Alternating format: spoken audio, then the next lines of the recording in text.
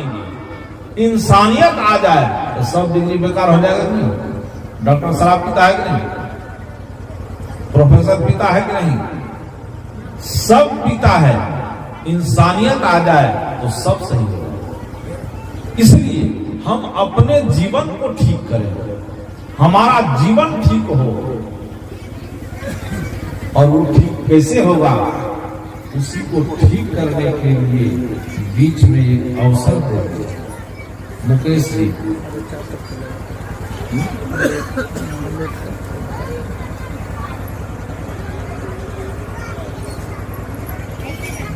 एक अवसर दिया, तो आज ये सोचने की आवश्यकता है, चिंतन करने की आवश्यकता है कि हम चिंतन करें कि हम जो चाहते हैं होने के लिए, और इस विद्यालय का जो निर्माण हुआ है, जिस विद्यालय से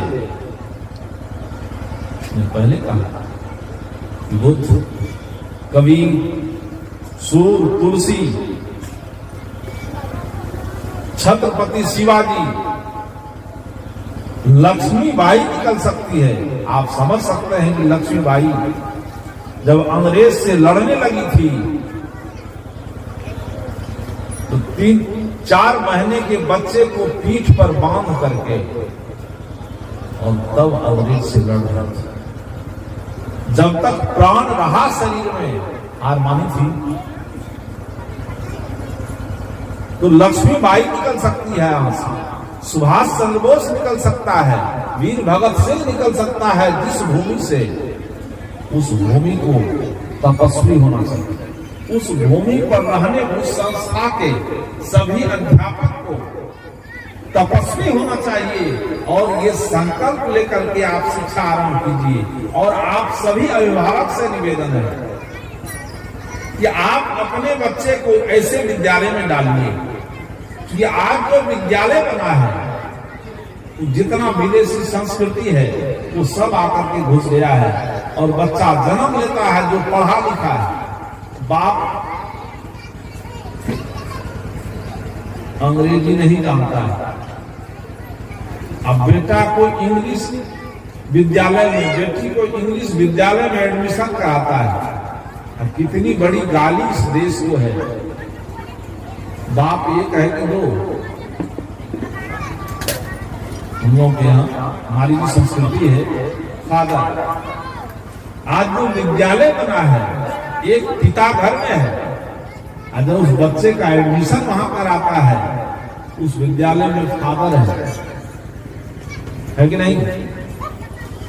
वहां टीचर को फादर कहा जाता है। वो संस्कार डाला जाता है।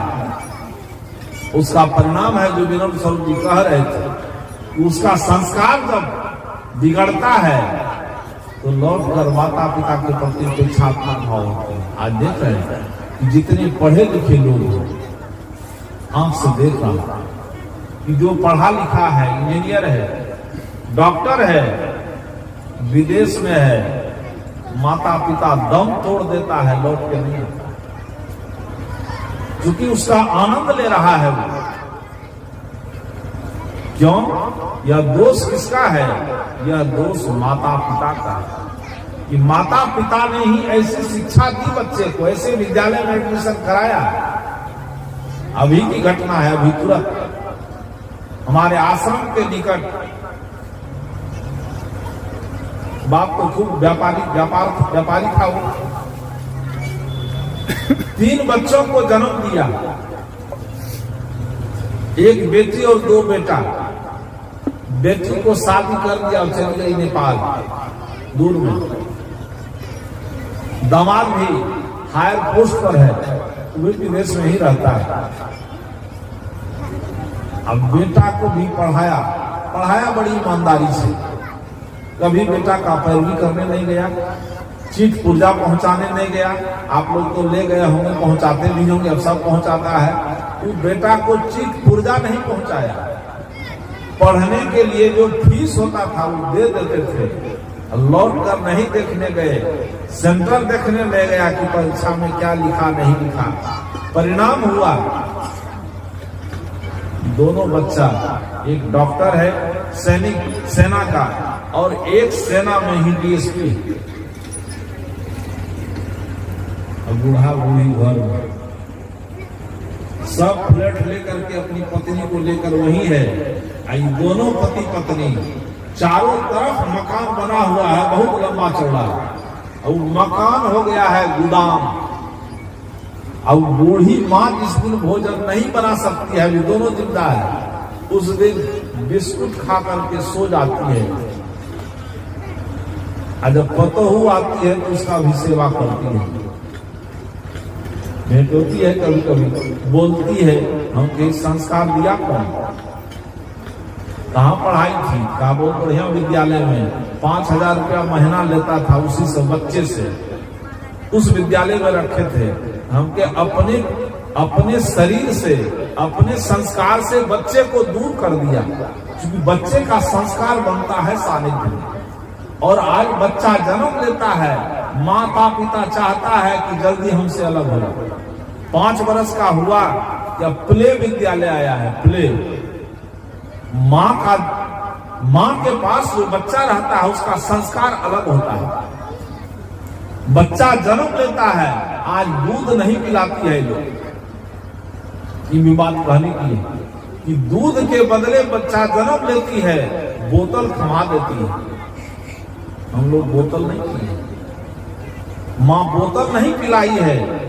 आज शरीर मजबूत है, अभी भी बोल रहे हैं, लेकिन जो बच्चा नया जनरेशन माँ दूध नहीं पिलाई, बच्चे को बोतल पिला करके खड़ा किया है, तो बचपन में ही बोतल पकड़ा दिया। आज भी बच्चा बोतल नहीं छोड़ रहा है, वो बोतल पी पी के माँ को लतिया रहा है।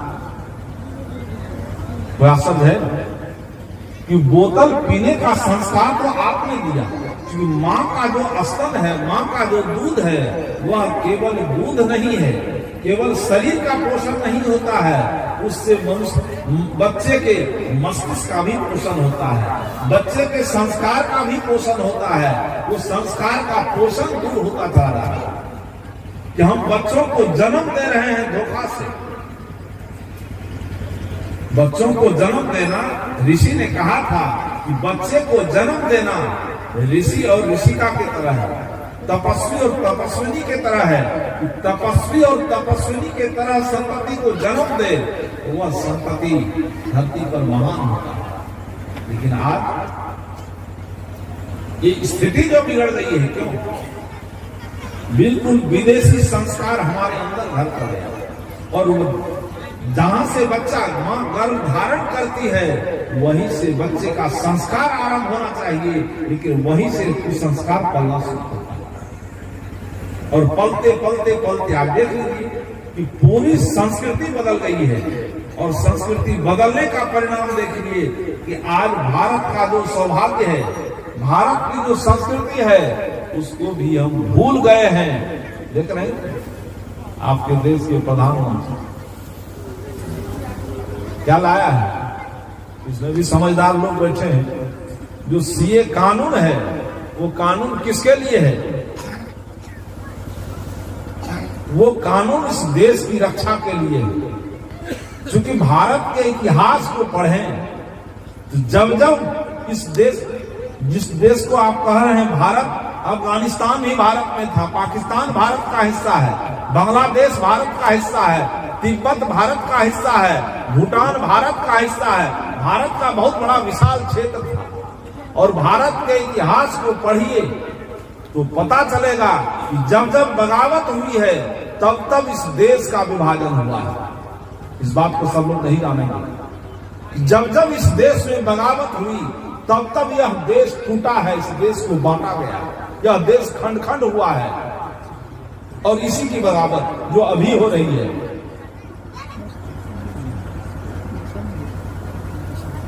ये कानून सही है कि नहीं? यहां रहने वाले सारे लोग हमारे हैं। यहां के जो मुस्लिम हैं, सिख हैं, ईसाई हैं, उसको कोई हर्ज नहीं है, वो रह रहा हमारा भाई है।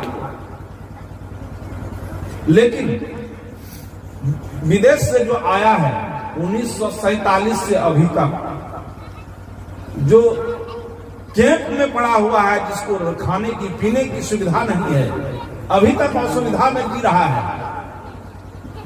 और जो वहां से प्रताड़ित होकर आ रहा है हमारी संस्कृति के लोग, उसको तो देना चाहिए कि नहीं? उसको देना चाहिए जगह। लेकिन जो बांग्लादेशी घुसपैठी है, पाकिस्तान से घुसपैठ करता है और आग उगलता है, उसको देना चाहिए। उसको देने से देश बटेगा कि नहीं? इतना ही ना काम किया है, इससे ज्यादा तो कुछ नहीं किया। क्यों विरोध कर रहा है? हमारे लोग भी विरोध करते हैं। क्यों कर रहा है? इसलिए जहर घुसा हुआ है खून में।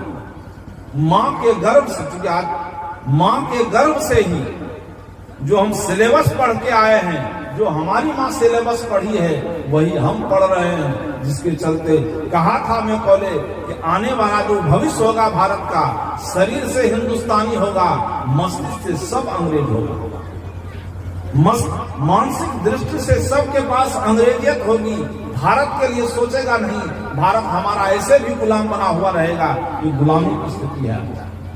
इसलिए इस गुलामी से ऊपर उठने के लिए आप अपने वर्तमान जीवन को केवल नहीं देखें, आपका वर्तमान नहीं, आपका भविष्य सही हो, आपके बच्चे का भविष्य सही हो, आपके देश का भविष्य सही हो। उसके लिए सही शिक्षा की आवश्यकता है। इसलिए हम अपनी चिंतन स्थिति को ठीक करें, अब अपने जीवन को ठीक करें, जीवन पर ठीक से चिंतन करें। जब तक हम जीवन पर ठीक से चिंतन नहीं करेंगे, तब तक हम में कोई परिवर्तन नहीं।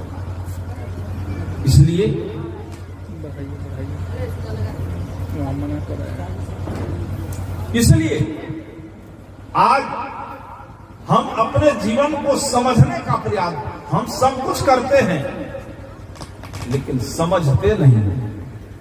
समझ हमारा सही हो जाए कि जीवन की सारी समस्याओं का समाधान, चाहे वो शारीरिक अस्वस्थता हो, चाहे आर्थिक स्थिति हो, चाहे शिक्षण संस्थान हो, सब लोगों के अंदर समझ पैदा हो जाए। समझ करके हम आहार लें, तब हम रोगी होंगे। पहले नहीं थे। जब हमारी समझ सही थी तब हम रोगी नहीं थे। जब हमारी समझ सही थी तब हम स्वस्थ थे, पर्यावरण स्वस्थ था, हमारी देश की माटी स्वस्थ थी। आज चिंतन बिगड़ा, हमारा सोच बदला, और बदला कौन? विदेशी संस्कार। गुलाम भी हुए थे हम विदेशी आक्रांताओं के चलते, संधि वार्ता कर करके। क्योंकि हर राजा आया था, जो भारत में जो राजतंत्र था, राजा से अंग्रेज समझौता करके, संधि कर करके एक एक राज्य को करते करते सबको गुलाम बनाया था। वही संधि की प्रक्रिया आजादी के बाद फिर शुरू हुई, जिसके चलते हमारी माटी, खेत की माटी, समझ जाइएगा। 1960 में जो बूढ़े राज पता होगा, 1960 में जब इस देश में हमारी सरकार हरित क्रांति